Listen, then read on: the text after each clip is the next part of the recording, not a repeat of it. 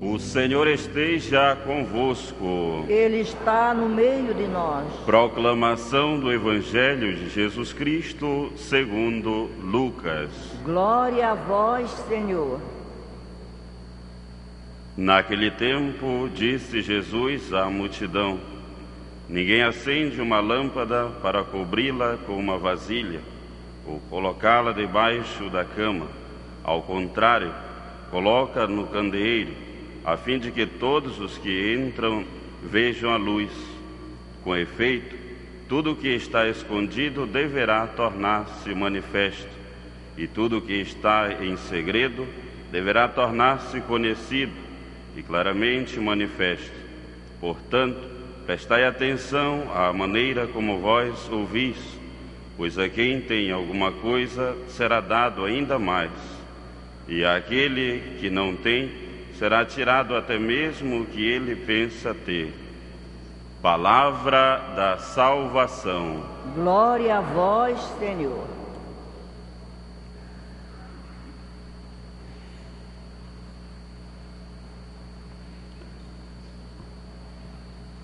Queridos irmãos e irmãs presentes aqui na Basílica Santuário de Nazaré e tantos outros incontáveis que assistem e por isso estão em comunhão conosco pela transmissão da Santa Missa pela Rede Nazaré.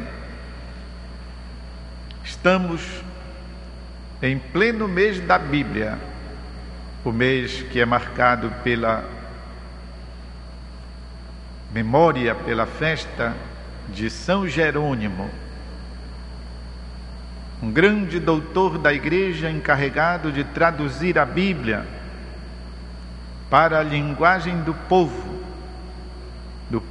do Ocidente.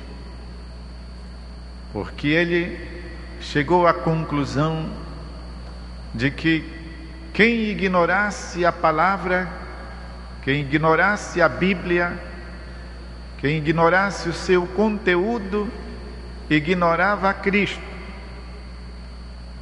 E como Cristo disse que sem Ele nada se podia fazer, então eis o grande trabalho que esse jovem se impôs de traduzir a Bíblia para o povo.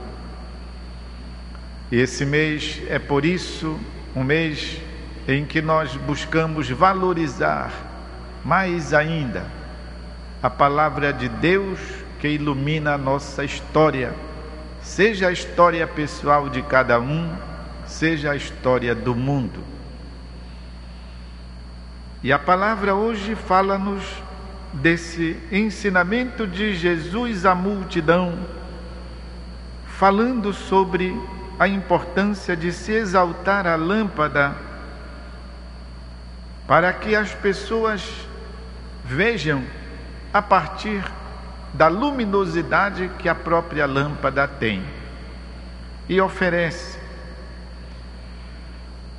Não se dá ordens para o sol, não se dá ordem para uma lâmpada.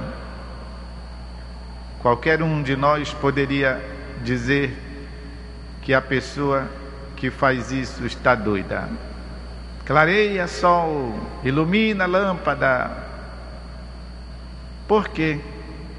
Porque é próprio do sol iluminar, é próprio da lâmpada provocar a claridade. Jesus, noutro lugar, acrescenta outros tipos de coisas assim. Quando ele fala do sal, vocês já viram alguém colocando sal na panela e dando ordens para o sal salgar? Do mesmo modo, quando Jesus fala do fermento colocado na massa, já viram uma boleira colocando fermento no trigo e dando ordens para o fermento? Fermento, tufa. Qualquer um de nós diria: essa pessoa está fora de sentido. Por quê, queridos? Por quê? Porque existe uma vocação natural no sal. Coloque na panela. Existe uma vocação natural do fermento, coloque na massa, basta. Existe uma vocação natural da luz, acenda, a menos que esteja queimada, né? Mas se está boa, ela não recebe ordens de ninguém. E Jesus diz que assim nós devemos ser, como a luz, como o sal, como o fermento. Acho que isso ajuda-nos, e a finalidade do Cristo, usar essas comparações é esta, ajuda-nos a entender como também o ser humano possui uma vocação natural, por exemplo, para o bem, usando a ideia da luz, da luminosidade. Nós possuímos uma vocação natural para as coisas boas. Aliás, também os minerais, também os vegetais, também os animais irracionais possuem por si mesmos uma vocação natural para o bem do ecossistema, para o bem da natureza. E nós sabemos como tantas vezes somos nós que os impedimos de responderem completamente à sua vocação ao bem. O ser humano, então, possui de uma maneira ainda muito maior, por causa da sua inteligência, esta capacidade. Mesmo se em nós muitas vezes possam existir os apelos do mal, ainda que em nós possa existir uma inclinação para o pecado, ainda assim o mal e o pecado não são a nossa vocação.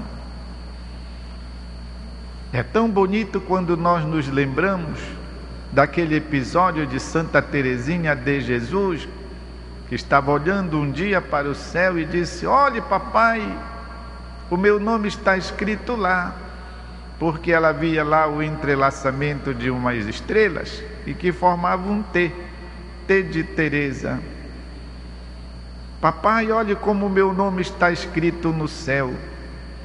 Existe então em todos nós esta vocação ao céu, que é a vocação para Deus. Deus é de onde nós saímos do coração de Deus. Deus é também o nosso porto seguro, é para onde nós devemos voltar. A nossa vocação é o céu. O apóstolo São Paulo diz que nós vamos nos sentar no céu. Jesus nos chama filhos da luz.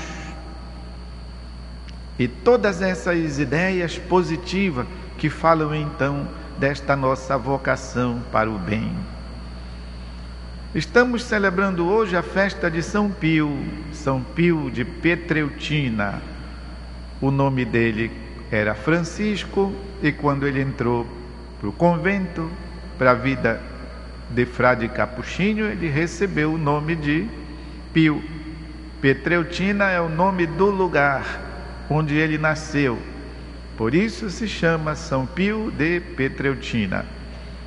Esse homem que buscou viver o bem, não obstante a sua personalidade cheia assim de tantas emoções, a sua vida cheia de tantas contradições e de sofrimentos, buscou, no entanto, o bem de uma maneira incessante. É preciso conhecer tudo aquilo que se desenvolveu ao redor da vida de São Pio, lá aonde ele exerceu o seu apostolado, sobretudo numa cidade chamada San Giovanni Rotondo, aonde então ele próprio construiu as suas expensas e as ajudas que recebia, um imenso hospital. A esse grandioso hospital ele deu o nome de Sollievo della Sofferenza, que quer dizer em bom português, alívio do sofrimento.